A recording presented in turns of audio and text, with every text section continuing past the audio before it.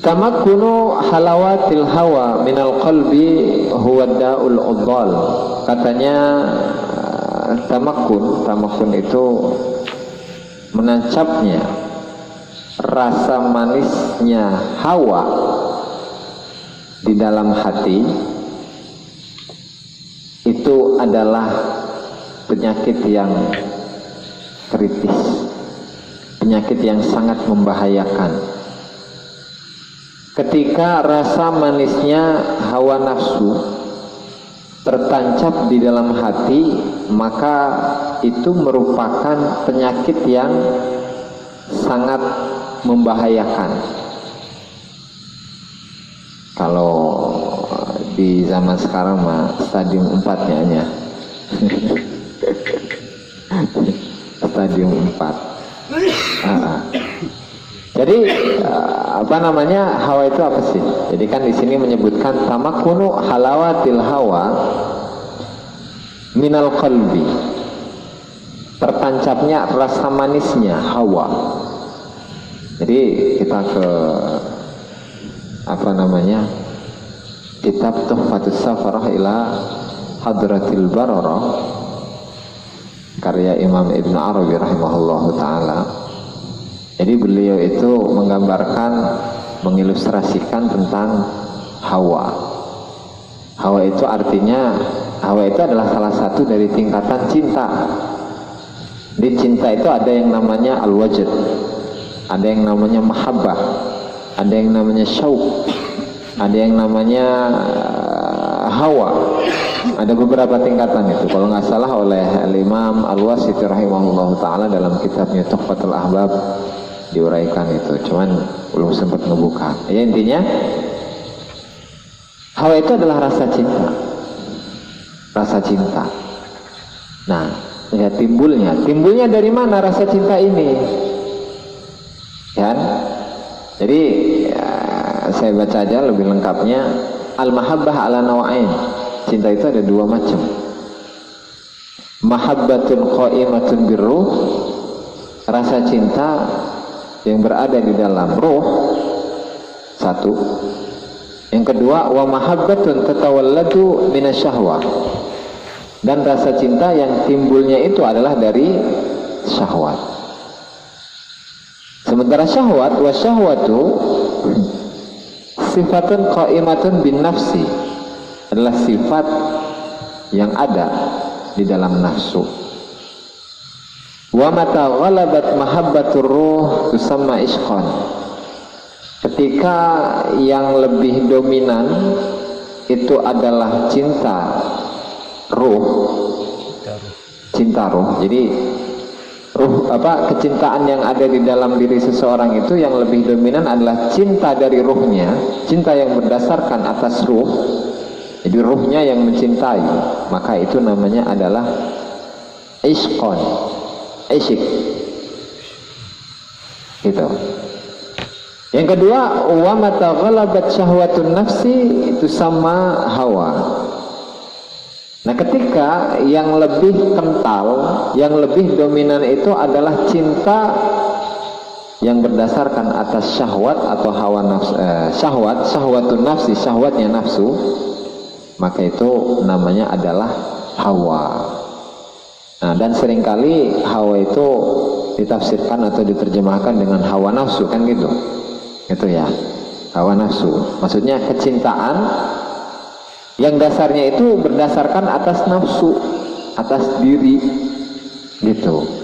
Nah, sehingga di sini ketika menyebutkan tamakkunu halawatil hawa minal qalbi huwa da'ul udhal, tertancapnya kemanisan, rasa manisnya hawa nafsu di dalam hati, maka itu merupakan penyakit yang kronis, yang sulit untuk diobati. Ya, karena hawa nafsu itu atau hawa itu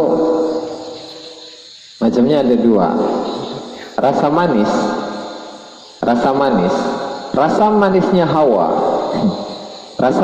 hawa, hawa nafsu, ya, itu terbagi menjadi dua.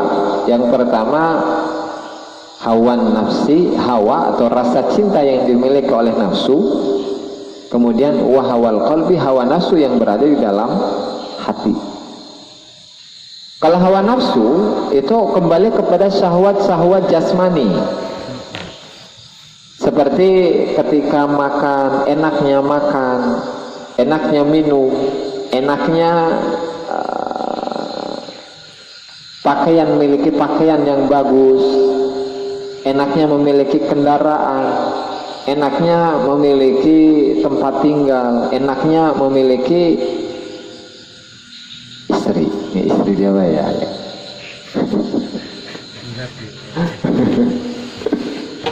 Itu satu. Jadi itu adalah hawa nafsu, kecintaan yang berdasarkan atas nafsu ya.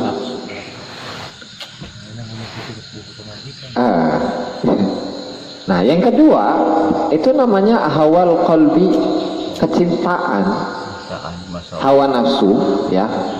Tetapi tempatnya itu ada di hati. Tempatnya ada di hati, dan itu merupakan syahwat-syahwat yang maknawi. Ya, seperti yang disebutkan tadi, mulai dari cinta jabatan, cinta harta, cinta kemuliaan, pujian, karomat, ya kan? Merasakan manisnya ibadah, taat lahiriah, ketaatan lahiriah, seperti makomnya para ubat, ahli ibadah, dan para zuhad, orang-orang yang ahli zuhud. Kemudian manisnya memiliki ilmu pengetahuan. Nah, itu juga sama itu ternyata. Hawal qalbi, mahabbah, kecintaan nafsu yang ada, yang sudah menancap di dalam hati.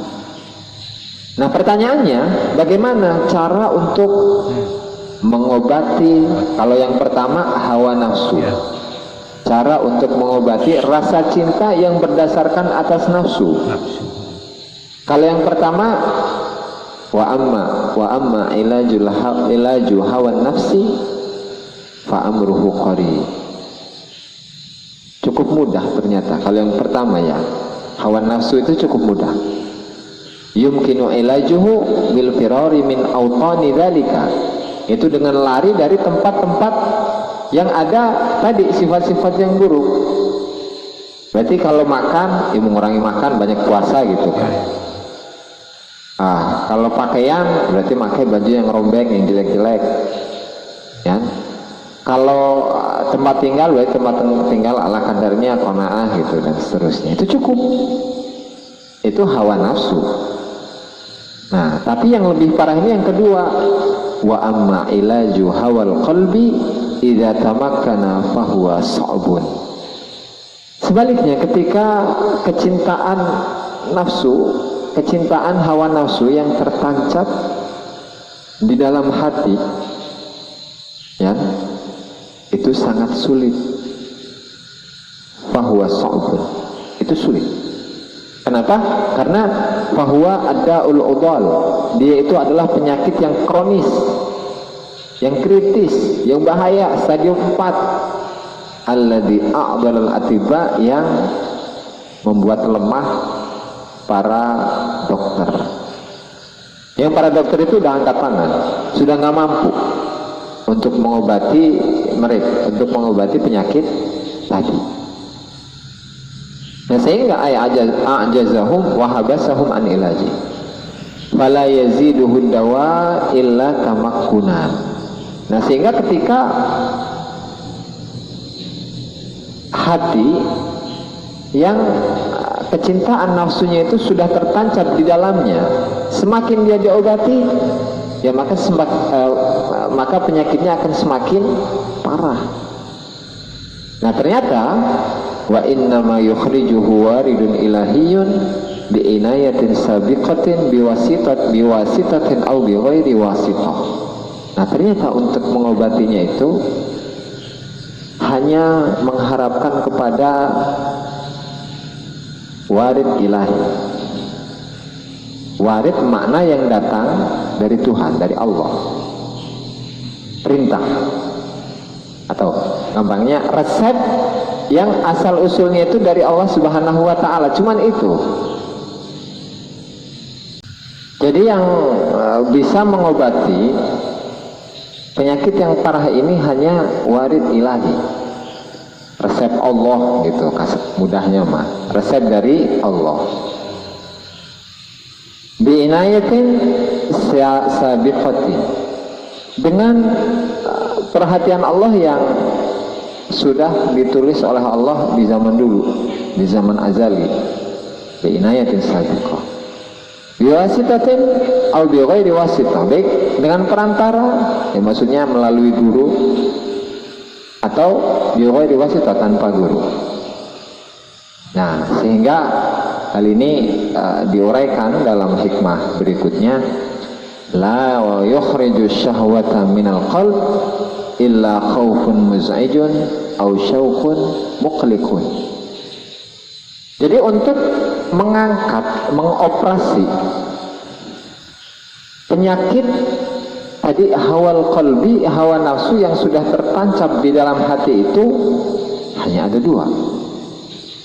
Yang pertama adalah khaufun muz'ijun, rasa khauf, takut kepada Allah Subhanahu wa ta'ala yang sangat mencapai puncak. Atau ada dua lagi, yang kedua syauqun muqlikun, atau sangat-sangat merindukan Allah Subhanahu wa ta'ala. Hanya itu saja yang dapat mengobati penyakit seseorang ketika kecintaan nafsu itu sudah tertancap di dalam hatinya, gitu ya. Nah, berarti penyakit-penyakit seperti syahwat-syahwat maknawi tadi itu ya, mencintai jabatan, mencintai harta, hubud dunia, mencintai kemuliaan, pujian, karomah, merasakan ketaatan, manisnya taat, manisnya ketaatan dalam diri, ya, makamnya para ahli ibadah, para zuhud, merasakan manisnya ilmu-ilmu zahir. Nah, itu ternyata cukup sulit obatnya, dan obatnya hanya ada dua, yaitu khaufun muz'ijun wa syauqun muqlikun, au syauqun muqlikun, rasa takut yang mendalam atau rasa kerinduan atau kecintaan yang sangat kepada Allah Subhanahu wa ta'ala. Nah, sehingga karena orang-orang yang memiliki atau hatinya itu sudah tertancap hawa nafsu, seseorang yang hatinya itu sudah ditancapi oleh hawa nafsu sudah tertancap ke dalam hatinya, kan contohnya tadi yang sudah disebutkan, maka orang yang paling banyak hijabnya di sisi Allah Subhanahu wa ta'ala itu ada dua golongan, ada tiga golongan. Yang pertama adalah al-ulama, para ulama yang menguasai ilmu zahir. Nah, itu adalah orang-orang yang hijabnya itu paling susah dihilangkan gitu tuh. Yang kedua al-ubad, para ahli ibadah, ibadah zahir, tukang puasa, tukang sholat, tukang zikir tuh. Yang ketiga az-zuhad, orang-orang yang zuhud, yang tidak mau kerja itu, dan tugasnya hanya beribadah kepada Allah Subhanahu wa ta'ala. Ya, karena memang syahwat yang ada di dalam hati itu sangat-sangat samar. Tidak semua orang bisa mengetahui syahwat tersebut di dalam hatinya. Kenapa? Para ulama itu merupakan orang-orang yang sangat banyak hijabnya di antara golongan-golongan yang lain.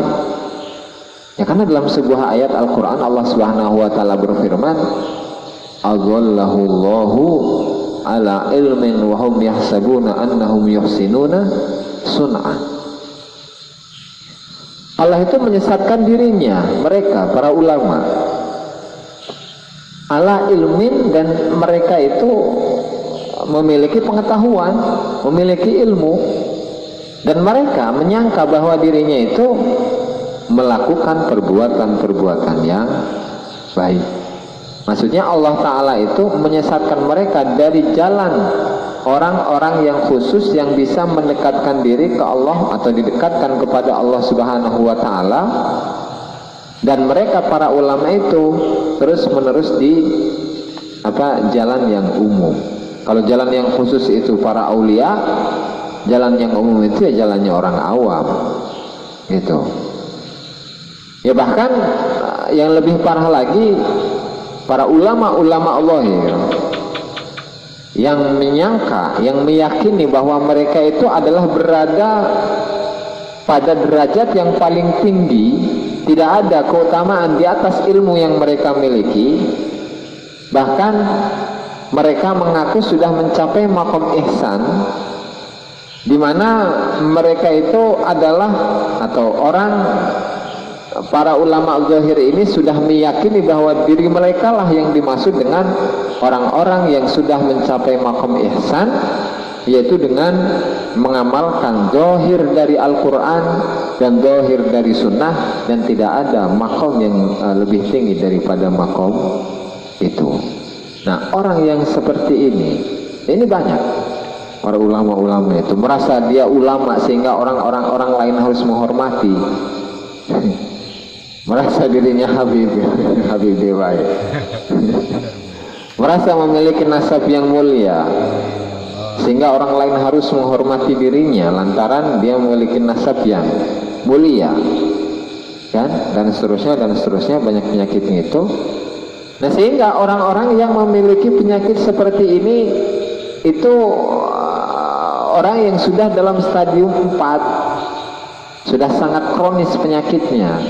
Mereka itu tidak bisa sembuh kecuali oleh inayatin sabiqah, pengobatan dari Allah Subhanahu wa Ta'ala. Itu untuk para ulama. Jadi merasa karena mereka itu memiliki ilmu yang tinggi, bahkan mereka mengaku bahwa sudah mencapai maqam ihsan. Nah, jadi dalam hadis Jibril itu kan ada Islam, ada iman, ada ihsan, kan? Yang isinya adalah anta'budallaha ka'annaka tarahu fa illam takun tarahu fa innahu yarak. Itu dengan engkau menyembah kepada Allah seakan-akan engkau melihatnya. Jika engkau tidak melihat Allah, tidak merasakan Allah, maka Allah lah yang melihat dirimu. Itu maqam ihsan, atau uraian dari ihsan dalam hadis tersebut. Nah, ulama-ulama ini cukup berpenyakitan dalam urusan ini gitu, sehingga cara pengobatannya pun cukup sulit. Nah, kemudian juga dengan orang yang ahli ibadah zahir, ibadah lahiriah mereka banyak sholat sunnahnya itu ratusan rakaat, bahkan ribuan rakaat dalam sehari. Atau mereka itu adalah ahli puasanya itu sudah tahunan. Jadi ketika mereka merasa bahwa apa yang mereka perbuat itu adalah hal yang tertinggi di sisi Allah Subhanahu wa Ta'ala, bahkan mereka ahli zuhud, ahli ibadah yang sudah melihat atau karomah itu sudah muncul di tangan mereka, ini juga bisa menjadi hijab. Ini juga bisa menjadi penghalang antara dirinya dengan Allah Subhanahu wa Ta'ala. Mending sekalian jadi orang yang awam. Orang yang awam. Kalau orang awam simpel, wa ammal awam wa ahlul ghaflah.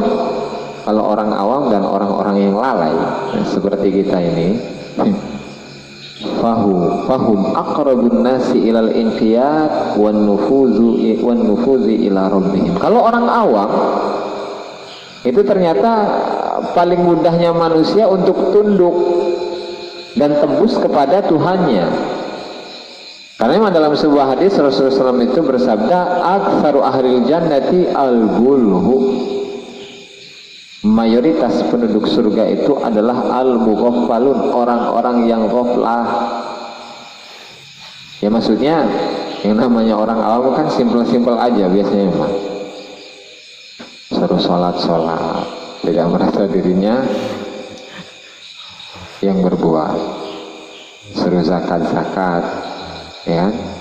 Suruh puasa, ala kadarnya gitu loh, sehingga tidak merasa bahwa dirinya itu ahli ibadah, ahli puasa, ahli sedekah, ahli zikir dan seterusnya. Nah beda dengan ulama. Kalau ulama itu merasa bahwa dirinya ahlul ilmi, kalau al-ubad bahwa dirinya itu ahli ibadah, atau zuhad bahwa dirinya adalah ahli zuhud, sehingga layak untuk dihormati dan seterusnya. Bahkan merasa bahwa mereka adalah orang yang paling dekat di sisi Allah Subhanahu wa Ta'ala. Mendingan jadi orang awam sekalian. Ini dilihat dari sisi yang berbeda, tapi ya dilihat dari sisi bahwa mereka tidak merasa memiliki. Jadi ibaratnya hati mereka itu nggak terlalu julid seperti para ulama, seperti ahli ibadah atau ahli zuhud gitu. Sehingga lebih mudah untuk diobati daripada 3 golongan yang disebutkan tadi gitu. Ya karena memang bukti yang real, yang nyata dari makhluk Allah Ta'ala yang hawa atau kecintaan nafsunya sudah menancap dalam hatinya. Itu adalah kisah dari Nabi Adam alaihissalam dengan iblis. Jadi ibaratnya kalau di sini disebutkan wa inna Adam alaihissalam kanat syahwatuhu fi batni. Syahwatnya Nabi Adam itu di perutnya. Tapi kalau iblis wasyaitanu kanat syahwatuhu fi qalbi. Kalau setan, kalau iblis itu syahwatnya sudah menancap ke dalam hati. Bahkan dia itu sampai ngomong ana khairun minhu, saya itu lebih baik daripada daripada Adam. Nah sehingga karena dia atau hatinya itu sudah memiliki penyakit yang kronis stadium 4, sehingga setan itu diusir dari surga, diusir oleh Allah Ta'ala sampai hari kiamat. Gitu kan. Nah, sehingga hal ini perlu kita sadari, perlu kita waspadai ya, agar diri kita itu tidak termasuk dalam golongan ini. Amin ya robbal alamin. Nah, sehingga pada hikmah yang kedua ini tamakkunu halawatil hawa minal qalbi huwa da'ul udhal. Ya, ketika hati kita itu sudah tertancap oleh syahwat, ketika syahwat itu sudah menancap, mengakar di dalam hati, itu sudah sulit untuk diobati, kecuali oleh tadi inayahnya Allah Subhanahu wa Ta'ala, oleh bantuannya Allah Subhanahu wa Ta'ala. Tanpa itu dia tidak akan mampu untuk menghilangkan penyakit-penyakitnya.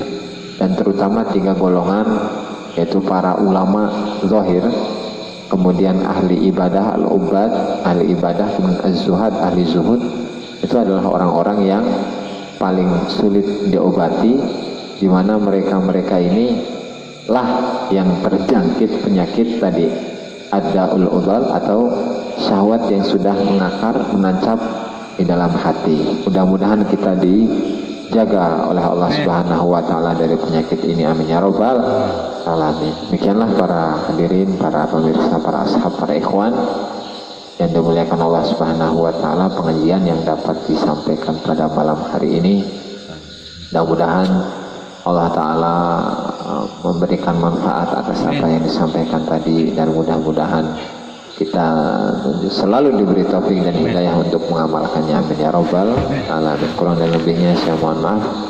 Allahumma fiqil aqwam. Assalamualaikum warahmatullahi wabarakatuh.